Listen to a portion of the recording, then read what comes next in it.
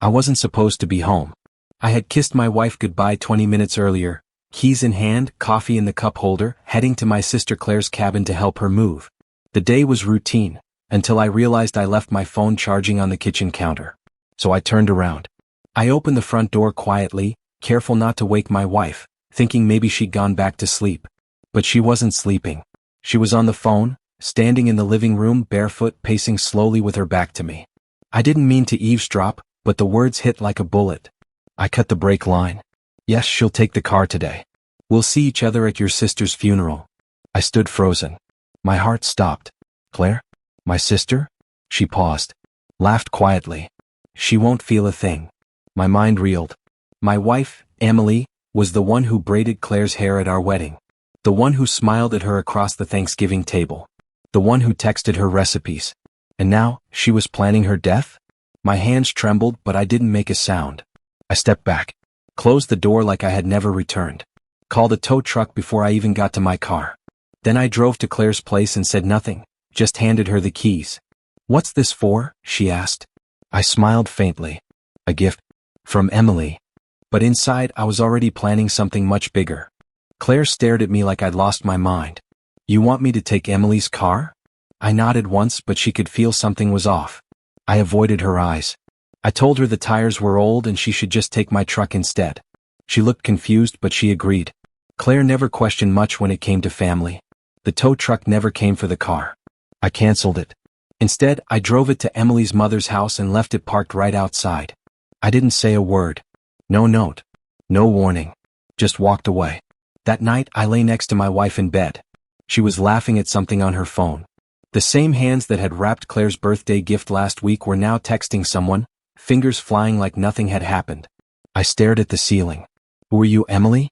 And when did you become this? The next morning, her face drained of color. She was staring at her phone, trembling. Her mother had taken the car. And it didn't crash, because the brake line had already been reported, anonymously. The police towed it before she ever left the driveway.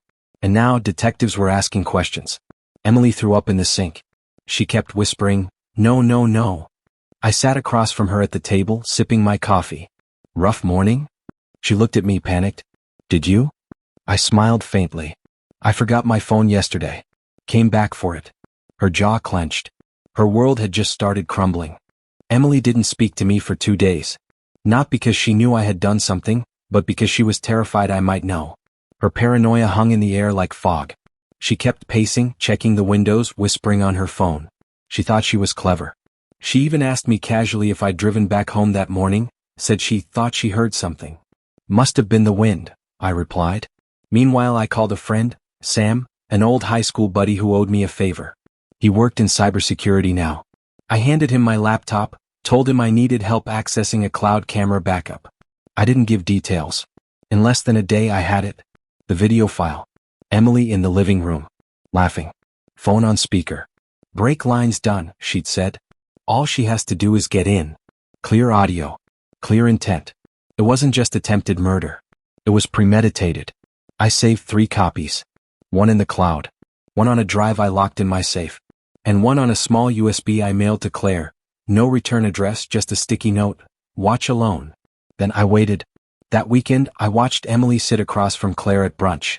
Smiling. Laughing. As if she hadn't tried to kill her. Claire didn't say a word. But when our eyes met across the table, I knew she'd seen it. And from that moment forward, Emily wasn't being watched. She was being hunted. Something shifted in Claire after that. She didn't confront Emily. Didn't rage or scream. She just watched her. Every smile. Every fake laugh. Claire mirrored it all like a haunting echo. Emily, oblivious, thought she'd dodged a bullet. She hadn't. Behind the scenes, Claire began moving her pieces. She didn't tell me the details. She didn't have to. But I saw the signs. She started visiting an old college friend, a defense attorney. She updated her life insurance. Filed reports quietly about harassment from an unidentified party. Set up hidden cameras in her apartment. Quiet, methodical moves. Meanwhile, I pretended everything was normal at home. Emily went about her life, pretending to be the devoted wife. But I knew better. She had tried to murder my sister, and probably would have succeeded, if not for one forgotten phone. Late one night, I watched her in the kitchen. She was humming. Making tea. Her back to me the same way it had been that morning when I heard everything. And that's when it hit me. If she could do this to Claire, what had she already done to others? I started digging. Phone records. Deleted messages. Old emails. What I found next wasn't just betrayal. It was a string of quiet sabotage going back years. Friends. Co-workers. A former roommate who fell down the stairs. Emily wasn't just a woman with bad intentions. She was a patient predator. And I had just become her next obsession, or her next loose end. The deeper I dug, the colder I became. Emily had an eerie pattern. People who got too close to discovering who she really was always fell apart. Financial ruin. Accidents. Anonymous tips to HR. One woman was institutionalized after a breakdown Emily quietly orchestrated. She didn't kill with blood. She killed with erosion, one secret at a time. I should have been terrified. But I wasn't. I was focused. Because now it wasn't about saving Claire. It was about burning Emily down with her own matches. I called Sam again. This time I told him everything. Every file. Every message. Every disturbing breadcrumb I'd uncovered. He didn't speak for a full minute after I finished. Noah, you need to be careful. This is someone who weaponizes trust. I nodded. And then I asked him to help me leak it. Not to the police. Not yet. To Emily's world. Her clients. Her friends. Her reputation. Claire handed me a burner phone with one message preloaded. If you trusted Emily, you might want to hear what she really thinks of you. Attached was the video, the audio of her break-line confession, and 2 years' worth of digital sabotage. We sent it to 5 key people in her firm. By morning, her name was on fire. By afternoon, her phone wouldn't stop ringing. And by nightfall, she was on her knees in our kitchen. She didn't cry. Emily just folded. On the floor, gripping the edge of the counter like it was her last anchor. The phone calls hadn't stopped all day. Partners, clients, friends demanding answers for the audio, the evidence, the sickening truths that came out like a flood. And she knew. She knew I had done it. Why? She whispered, her voice small. Why would you ruin me? I didn't shout. I knelt beside her, level, and whispered. You didn't just try to kill Claire. You planned it. Smiled while doing it. You almost made me bury my sister. She blinked but said nothing. You don't get to cry, Emily. You don't get to be the victim in your own fire. That night she packed 2 suitcases. Silent. Mechanical. But I wasn't finished. The next morning, Claire handed me an envelope.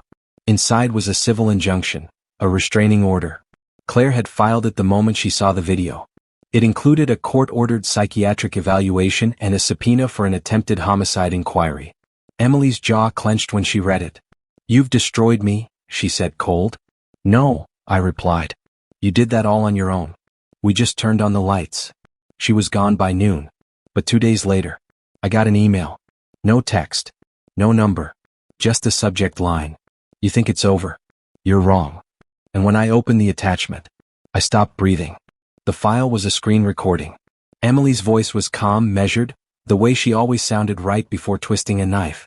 She was on a Zoom call with someone hidden behind a blurred profile picture.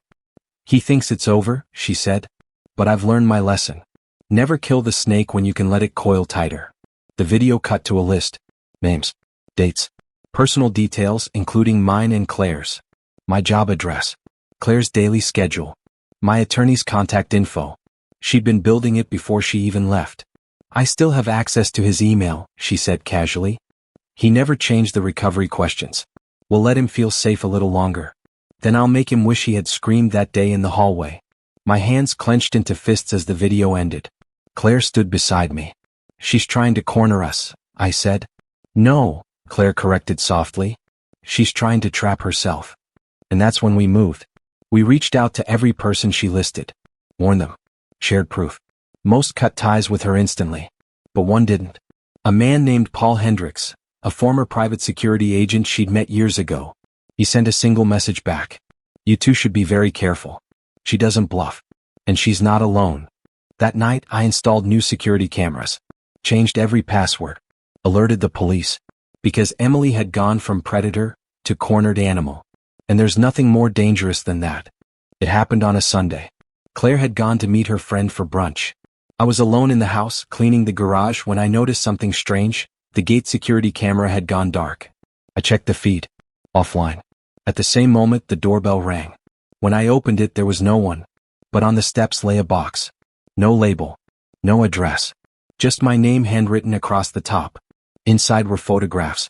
Me, Claire, our house, my office. All taken from across the street, days ago.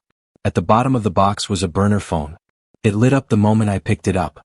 "You're not the only one who knows how to play silent," the message read. "One of us will break first." I didn't flinch. Instead, I walked back inside and picked up my own phone. "It's time," I said. That evening, Claire and I released everything we'd gathered, not to friends, not to co-workers, but to the authorities. Her break confession, her stalker files, her accomplice's name, everything. Within 48 hours, a warrant was issued. Her apartment was raided. And for the first time, Emily had nowhere to run. I didn't celebrate. I just watched from across the street as they put her in the car. She turned her head and locked eyes with me. And I smiled. Because justice isn't always loud. Sometimes it walks in silence and waits for the right moment to knock.